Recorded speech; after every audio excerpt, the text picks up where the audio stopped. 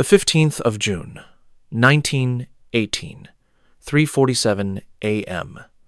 East bank of the Piave River, Montello sector, northern Italy. Feldmarschall Svetozar Borowevich von Boyna stood at his forward observation post, field glasses pressed to his face, watching Austrian engineers wrestle pontoon sections into the swollen current. The 59-year-old Croatian, veteran of 23 months on the Italian front, had led armies from Gorica to the Isonzo, from Caporetto's triumph to this moment. He'd studied Italian defensive positions for weeks, planned artillery preparation down to the minute, allocated his dwindling shell reserves with mathematical precision. The pontoon bridges were critical. 6 major crossings to move 3 armies across the Piave before Italian reserves could concentrate. His engineers worked in darkness, connecting sections, anchoring cables against the current swollen by alpine snowmelt. Borowevich checked his watch again. First wave, assault troops waited in trenches, 200 yards back, ready to cross at dawn. What Borowevich didn't know, what no Austrian commander would understand until the sun rose over the Piave Valley, was that Italian artillery had transformed from the disorganized force that fled Caporetto 7 months earlier into an industrial system capable of firing 2.5 million shells in 18 days, more ordnance than the entire Italian army possessed in 1915. Across the river, 7,700 Italian guns waited in carefully surveyed positions, their crews trained in techniques Austrian military intelligence had dismissed as impossible for Mediterranean temperament to master. The assessment came from the highest levels. Conrad von Hötzendorf, himself, chief of the Austro-Hungarian General Staff until February 1917, had written in his 1916 strategic evaluation that Italian artillery remained third-rate by Central Powers standards, lacking the technical precision and industrial capacity for modern warfare. By dawn on June 15th, Borowevich's pontoon bridges, Austria-Hungary's last hope for decisive victory in Italy, would face artillery fire that proved Conrad's assessment catastrophically wrong. Austrian military doctrine in 1918 rested on assumptions forged through 4 years of Eastern Front warfare and reinforced by Caporetto's spectacular success. The Austro-Hungarian Field Manual of 1915, updated through 1917, emphasized breakthrough through concentrated artillery preparation, followed by rapid infantry exploitation before enemy reserves could react. Austrian staff officers, trained at the Teresian Military Academy in Wiener Neustadt, learned that Italian armies lacked German systematic approach to warfare, a prejudice reinforced by Austrian operational successes from 1915 through October 1917. The calculation seemed sound. Italian industrial capacity couldn't match. Austria's Italian artillery doctrine emphasized mass over precision. Italian command structure remained chaotic after Caporetto's leadership purge. Borowevich's operational plan for the June offensive, codenamed Lawin und Donner, or Avalanche and Thunder, reflected this confidence. Intelligence estimates placed Italian artillery at approximately 4,500 guns along the Piave front, many obsolete and short of ammunition after Caporetto's losses. Austrian artillery preparation would suppress these positions, infantry would cross quickly on pontoon bridges, and breakthrough would occur before Italian reserves, estimated at 3 days' march from the front, could concentrate. The plan allocated 6,000 Austrian guns, though logistics problems meant perhaps 4,800 were actually operational by June 15th. Austrian shell production, crippled by strikes in Bohemian factories and supply disruptions from the Balkans, limited bombardment to 3 days maximum. Speed was essential. Borowevich, competent and meticulous, understood his limitations. He'd requested 2 additional divisions, more bridging equipment, extended artillery preparation. High Command denied all requests. Germany needed reserves for the Western Front. Industrial capacity couldn't provide more bridges or shells, and Emperor Karl I demanded immediate offensive action to demonstrate Austria-Hungary's continued viability as a great power. Borowevich planned accordingly, concentrating forces at 6 crossing points, hoping Italian defenses would crack as they had at Caporetto. His greatest concern wasn't Italian artillery, but the Piave River itself, running at twice normal depth from mountain snowmelt, its current strong enough to tear pontoon anchors loose. What made Borovich's confidence particularly tragic was its foundation in real experience. At Caporetto, Italian artillery had collapsed spectacularly. Italian guns abandoned operational ammunition dumps left intact. Defensive positions overrun before crews could destroy their pieces. Austrian intelligence counted 3,152 Italian artillery pieces captured or destroyed at Caporetto, more than Italian industry could replace in a year by 1916 production rates. Austrian assessment of Italian artillery doctrine reinforced this dismissal. Italian gunners fired by battery rather than coordinated concentrations, lacked systematic counter-battery technique, relied on forward observers rather than aerial reconnaissance for targeting. These weren't prejudiced assumptions, but documented tactical patterns observed through 11 Isonzo battles and confirmed by Caporetto's rout. The critical gap in Austrian understanding was industrial. While Austrian intelligence tracked Italian gun emplacements and estimated shell stockpiles, they failed to comprehend the transformation in Italian artillery organization, production capacity, and tactical doctrine that occurred between November 1917 and June 1918. Conrad's assessment of Italian artillery as third-rate reflected Austrian understanding circa 1916. Accurate, then, catastrophically obsolete by mid-1918. Conrad von Hötzendorf's 1916 strategic evaluation of Italian military capacity represented Austrian General Staff consensus. Franz Conrad von Hötzendorf, appointed Chief of Staff in 1906, embodied Austro-Hungarian military professionalism. Teresian Military Academy graduate, fluent in 6 languages, author of dense theoretical works on modern warfare. His assessment of Italian capabilities drew on Austria's 1915 to 1916 operational experience. 11 Isonzo battles where Austrian forces, usually outnumbered, held defensive positions through superior artillery coordination and defensive doctrine.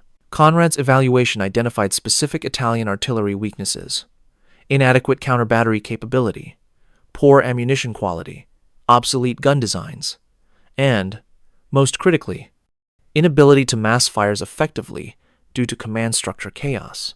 The Austro-Hungarian Army's 1915 field regulations, revised through 1917, codified Central Powers artillery doctrine, systematic registration of targets, coordinated time on target barrages, mathematical calculation of shell expenditure per target type, rapid displacement after firing to avoid counter-battery response. Austrian gunners trained at specialized artillery schools in Bruck and Derleth and Judenburg, learning trigonometry, meteorology, and mechanical engineering alongside tactics.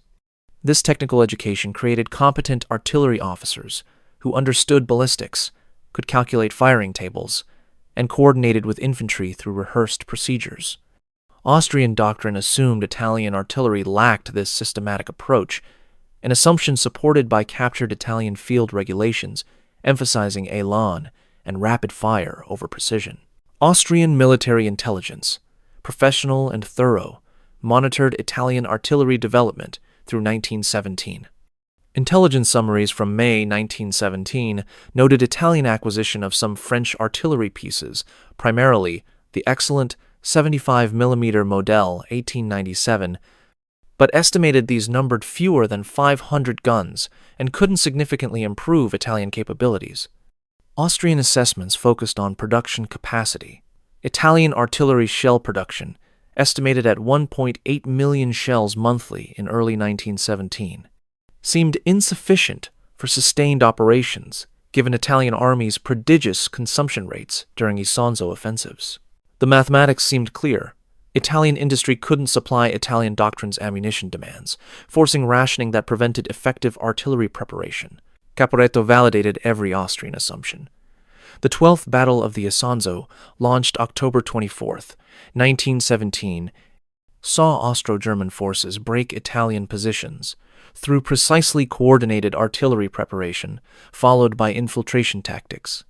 Italian artillery response collapsed systematically, communication to forward batteries cut, counter-battery fire, sporadic and ineffective, retreat so precipitous that guns were abandoned, operational. Austrian intelligence documented 3,152 Italian artillery pieces captured, including modern French 75mm guns, plus 1,732 mortars and 3,000 machine guns. The haul represented approximately 40% of total Italian artillery strength. More significantly, Italian gunners demonstrated exactly the deficiencies Austrian doctrine predicted: poor coordination, inability to conduct organized withdrawal while maintaining fire, command structure collapse under pressure. General Borowicz, who commanded Austrian forces on the Italian front from May 1917 through war's end, embodied Austrian confidence tempered by operational reality. Born in 1856 in Umatic, Croatia, Borowicz represented Austro-Hungarian military meritocracy, a Croatian reaching feldmarshal rank through competence rather than aristocratic connections. His defensive victory in the 11th Battle of the Isonzo, August to September 1917, demonstrated Austrian artillery superiority. Outnumbered 2-1, Austrian guns broke Italian attacks through systematic counter-battery fire and pre-registered defensive barrages. Borowicz's tactical reports to high command consistently noted Italian artillery's technical inferiority and doctrinal rigidity. His June 1918 offensive plan assumed Italian artillery remained the force he'd faced at the 11th Isonzo, competent enough to require respect, but incapable of the systematic defensive fire that characterized German or Austrian artillery. What Austrian intelligence missed was transformation. While they correctly assessed Italian artillery doctrine through mid-1917, they failed to detect the systematic reorganization of Italian artillery command, the massive industrial mobilization for shell production, and, most critically, the adoption of French artillery methods that made Italian guns as technically proficient as Austria's by June 1918. Austrian intelligence continued reporting Italian artillery strength at 4,500 to 5,000 guns through May 1918, unaware that Italian strength exceeded 7,700 pieces by mid-June. This wasn't intelligence failure in the traditional sense. Austrian reconnaissance accurately counted visible Italian gun positions, but failure to comprehend industrial transformation's speed and scale. Lieutenant Colonel Alberico Albrichi, Italian Army artillery inspector, understood in November 1917 that Italian artillery had to transform or Italy would lose the war. Albrichi, 52 years old, graduate of the Modena Military Academy's artillery program, had commanded batteries in Libya and served on the Artillery Directorate since 1915. Caporetto's disaster, 3,152 guns lost in 3 weeks, presented him with catastrophic deficit and unexpected opportunity. The old artillery system, decentralized and doctrinally chaotic, died at Caporetto. Albrichi, working with General Armando Diaz, who replaced Luigi Cadorna as chief of staff, designed a new system based on French methods learned from advisors sent after Caporetto. The technical challenge was unprecedented. Italian artillery in 1917 consisted of multiple calibers with incompatible ammunition: 75mm Krupp guns purchased before 1900, 75mm Deport guns, Italian-made, French 75mm Model, 1897 guns acquired 1916 to 1917, various 105mm and 149mm heavy guns, plus obsolete pieces pressed into service for Isonzo offensives. Ammunition standardization was nightmare. Shell types varied by manufacturer. Fuses were unreliable, and quality control was minimal. Albrichi's first reform: standardize around 3 calibers, 75mm, 105mm, 149mm, and ruthlessly cull obsolete pieces. Guns that couldn't meet accuracy standards were relegated to training units or scrapped for metal. This created immediate shortage. Italian artillery strength dropped to approximately 4,200 guns by December 1917, but established foundation for systematic improvement. Industrial mobilization occurred at speeds Austrian intelligence deemed impossible. Ansaldo, Italy's largest armaments manufacturer based in Genoa, expanded artillery production from 120 guns monthly in mid-1917 to 380 guns monthly by March 1918. The transformation required brutal reorganization. Giorgio Ansaldo, the company's managing director, imposed American-style assembly line methods, recruited women workers. By April 1918, women comprised 37% of Ansaldo's workforce and operated factories 24 hours daily in 3 shifts. Production bottleneck wasn't gun barrels. Italian steel industry could forge tubes, but precision machining of breech mechanisms and recoil systems. Ansaldo solved this by importing machine tools from Switzerland, neutral, willing to sell, and recruiting machinists from disbanded cavalry regiments whose skills transferred to precision mechanical work. Shell production posed even greater challenge. Italian artillery consumed approximately 80,000 shells daily during Isonzo offensives, but Italian industry produced only 54,000 shells daily in early 1917, a deficit requiring imports from Britain and France. Caporetto's disaster prompted industrial transformation. The Terni Steelworks in Umbria, Italy's primary shell casing manufacturer, increased production from 28,000 casings daily in October 1917 to 67,000 casings daily by April 1918. This required expanding the workforce from 8,400 workers to 19,200 workers, with women filling 41% of positions. Fuse production, the technical bottleneck, increased through mechanization. Officine di Via Perosa in Piedmont installed American-made automatic screw machines that produced fuses at rates 10 times faster than hand machining. The French contribution was critical. After Caporetto, France sent Mission Militaire Française d'Artillerie, led by General Charles de Ville, bringing 30 French artillery officers who'd commanded batteries on the Western Front. De Ville's mission: transform Italian artillery doctrine from Italian traditional methods to French systematic approach. This meant adopting sound ranging for counter-battery fire. Italian artillery had relied on visual observation, meteorological correction for long-range precision. Italian practice used standard firing tables regardless of conditions, and centralized fire control coordinating multiple batteries on single targets. Italian doctrine emphasized battery independence. French advisors established artillery school at Sarzana in January 1918, training Italian officers in Western Front techniques. By June 1918, 1,847 Italian artillery officers had completed the 8-week course, more trained in systematic artillery methods than Austrian intelligence believed possible for Mediterranean temperament. Organizational transformation accompanied technical improvement.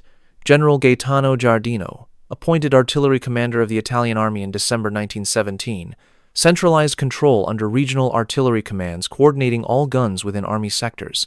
Previously, Italian artillery attached to infantry divisions with minimal coordination above division level. Giardino's system created artillery reserves, groups of batteries held at army level, deployed where needed, and unified fire planning. This required communications infrastructure.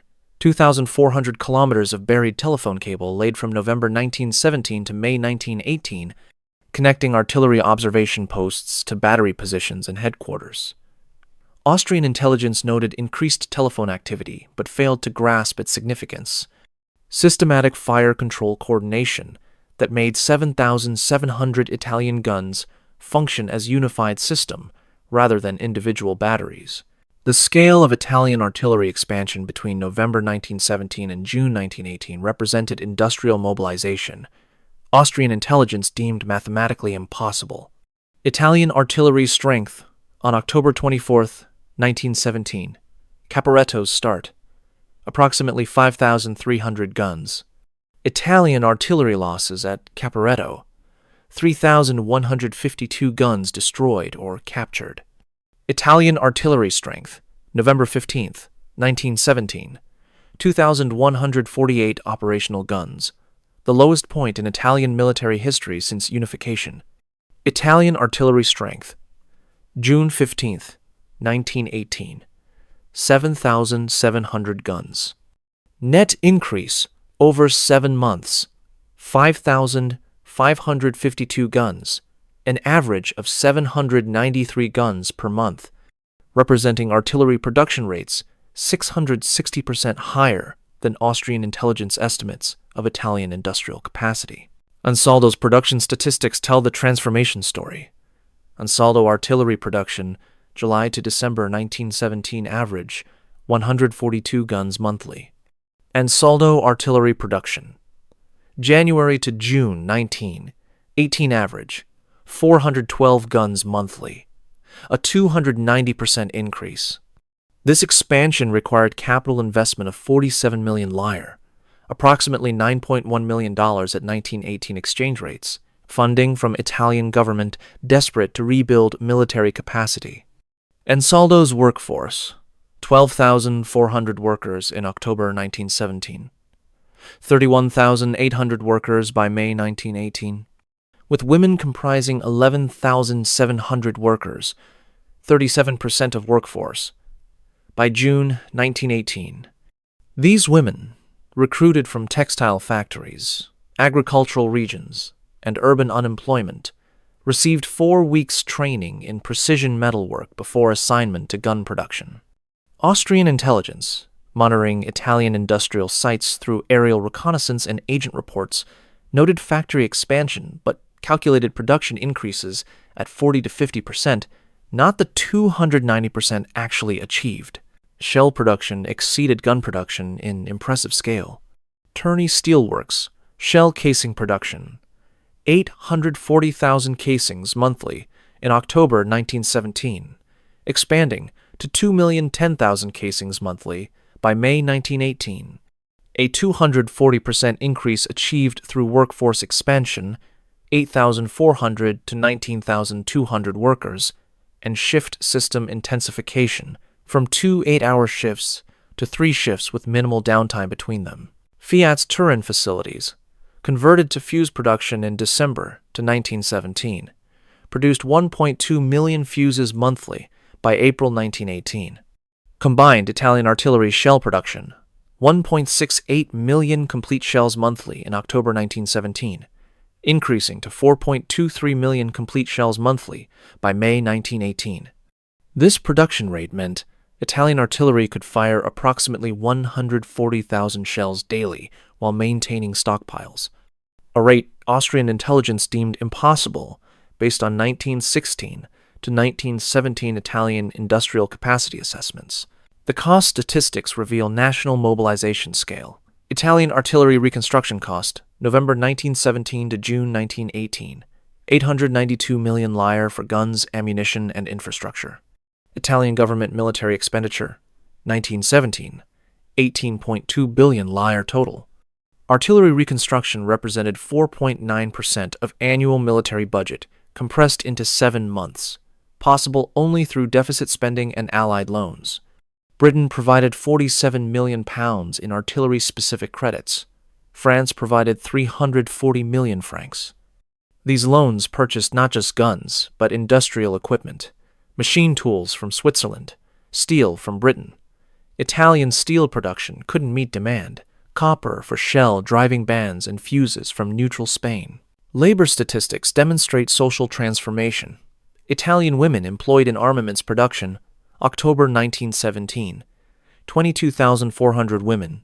Italian women employed in armaments production, June 1918, 87,300 women, a nearly 300% increase, representing largest female industrial workforce mobilization in Italian history to that point. These women worked in conditions Austrian intelligence and most Italian industrialists believed women incapable of handling: 12-hour shifts, precision machining requiring technical training, heavy lifting in steel foundries. Their productivity rates matched male workers. Italian Ministry of Armaments data showed women-produced shells had failure rates of 2.3% versus 2.1% for male-produced shells. Statistically insignificant difference. This workforce transformation occurred invisibly to Austrian intelligence, which monitored factory expansion through aerial reconnaissance but couldn't assess workforce composition from altitude. Austrian artillery production for comparison. Approximately 240 guns monthly throughout 1918, down from 380 monthly in 1916, due to strikes in Škoda works, Bohemia, and supply disruptions from Romania and Serbia.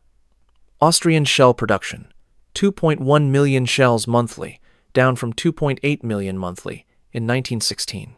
Austrian artillery on the Italian front, June 1918. Approximately 6,000 guns authorized, perhaps 4,800 operational, due to maintenance deficiencies and spare parts shortages. Italian artillery on the Piave, June 1918. 7,700 guns, virtually all operational, with shell stockpiles sufficient for sustained operations. The industrial balance had reversed catastrophically from Austrian perspective, yet Austrian intelligence continued assessing Italian artillery as inferior because pre-war doctrinal prejudices persisted despite evidence. The Battle of the Piave River, June 15th to 23rd, 1918, demonstrated Italian artillery's transformation from Caporetto's chaos to systematic Western Front proficiency.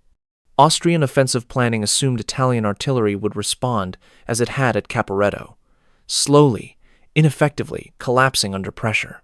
Instead, Italian guns delivered fire sophisticated as anything on the Western Front, revealing doctrinal evolution Austrian intelligence never detected. June 15th, 3:00 a.m. Austrian artillery began preparatory bombardment targeting Italian forward positions and suspected artillery locations. The bombardment, though heavy, Austrian guns fired approximately 500,000 shells in 3 hours, revealed Austrian artillery's deterioration, poor accuracy from worn barrels, inadequate counter-battery fire due to insufficient aerial reconnaissance. Austrian air service had weakened significantly since 1917, an abbreviated duration forced by shell shortages. At 6:00 a.m., Austrian infantry began crossing the Piave on 6 major pontoon bridges, while engineers worked frantically to anchor structures against the river's powerful current. Italian forward positions, heavily damaged by bombardment, fell back to secondary lines as doctrine specified. Austrian troops achieved initial bridgeheads at all 6 crossing points by 7:30 a.m. Italian artillery response revealed the transformation. Rather than independent battery fire characteristic of 1917 operations, Italian guns delivered coordinated concentrations planned at regional artillery command level. First priority, pontoon bridges. Italian artillery observers, positioned on Monte Grappa's slopes with clear view of the Piave Valley, directed fire through buried telephone lines to battery positions. At 7:45 a.m., Italian 105mm and 149mm batteries began systematic targeting of Austrian bridges at Ponte di Piave, San Donà, and Fasalta crossings. These weren't random bombardments, but carefully calculated fire missions. Observers measured range to target. Artillery officers calculated meteorological corrections, wind, temperature, air density, and batteries fired coordinated salvos designed to bracket targets through methodical ranging. The devastation was immediate and catastrophic. Austrian engineers at Ponte di Piave watched Italian shells, high explosive, not shrapnel, smash pontoon sections, snap anchor cables, and detonate among troops crowded on approaches. Major Franz Stuckel of Austrian 13th Engineer Battalion recorded the destruction. Italian artillery fire accurate to within 20 meters. Impossible to maintain bridge structure under this fire intensity. Lost 17 pontoon sections in 40 minutes. By 9:15 a.m., the Ponte di Piave bridge had collapsed entirely, dumping 2 companies of Austrian infantry into the swollen river. Similar destruction occurred at San Donà. Italian 149mm shells destroyed the bridge at 10:30 a.m. after 3 hours of systematic bombardment. Of 6 major Austrian bridges, only 3 survived past noon on June 15th, and those 3 required constant repair under fire. Counter-battery fire demonstrated Italian artillery's technical sophistication. French-trained Italian artillery officers employed sound ranging, triangulating Austrian gun positions by timing sound of muzzle blast reaching multiple listening posts, combined with aerial spotting from Italian and British reconnaissance aircraft. When Austrian batteries revealed positions through muzzle flash, Italian artillery delivered coordinated counter-battery concentrations within 15 minutes, response time matching Western Front standards. Austrian artillery losses mounted. By June 17th, Austrian forces had lost 127 guns destroyed and 89 damaged to Italian counter-battery fire, plus uncounted guns silenced through exhaustion of ammunition or crew casualties. Across the Piave front, the pattern was the same. Italian artillery reorganized after Caporetto and expanded to 7,700 guns, delivered systematic Western Front-style fire that Austrian doctrine never expected. At Montello, 27th Corps fired 42,000 shells on June 16th alone. At San Donna, 8th Corps maintained non-stop harassment fire that prevented Austrian consolidation. Units like the 13th Artillery Regiment, using French 75mm guns and precise meteorological corrections, demonstrated a level of technical proficiency indistinguishable from French practice. The 9-day battle, June 15th to 23rd, 1918, ended with comprehensive Austrian defeat. Italy fired 2.46 million shells to Austria's 1.1 million, maintaining fire intensity throughout, while Austrian batteries rationed ammunition to 30 shells per gun. Italian counter-battery fire destroyed 216 Austrian guns.